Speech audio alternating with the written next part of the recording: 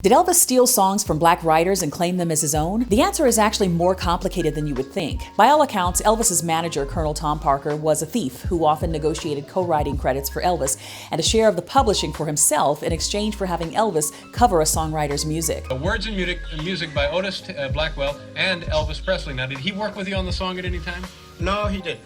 In order for a songwriter to have his or her songs covered by Elvis, Colonel Parker insisted that everything be funneled through his own publishing company. He did this to both black and white writers. Otis Blackwell, a black writer who wrote some of Elvis's most famous songs, including Don't Be Cruel, Return to Sender, and All Shook Up, has said that Tom Parker made him agree to give Elvis a co-writing credit on those songs. By all accounts, Elvis never negotiated any deals and he never looked at any contracts. Otis Blackwell and Elvis never even met.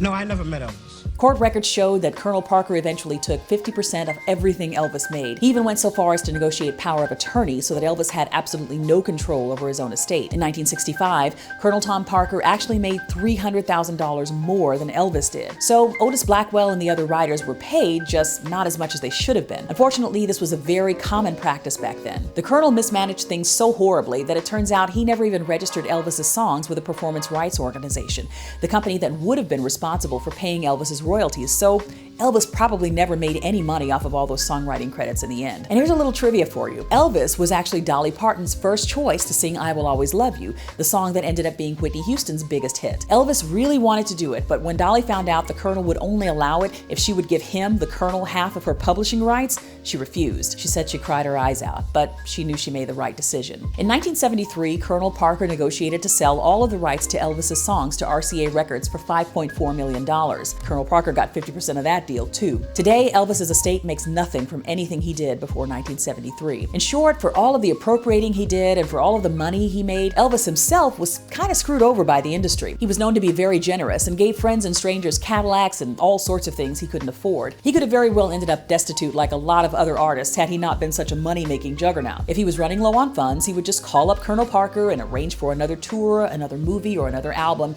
to get another infusion of cash. It went on this way until he died. It's estimated that Elvis earned over $100 million during his 25-year career, but he died with less than $750,000 in savings. Unfortunately, many songwriters were cheated out of royalties for music they made for a lot of artists. The music business was and is a shady industry full of crooks looking to exploit talented people for their own gain. Elvis can definitely be accused of failing to shine a bright enough light on those black artists whose style he copied. But when it comes to outright theft, there are some folks who committed atrocities that far outweigh any sins Elvis ever committed. Wait till I tell you what these guys did. My name is Dara Tucker, and I put out an album this year of social justice music called Dreams of Waking. You can find it at the link in my bio.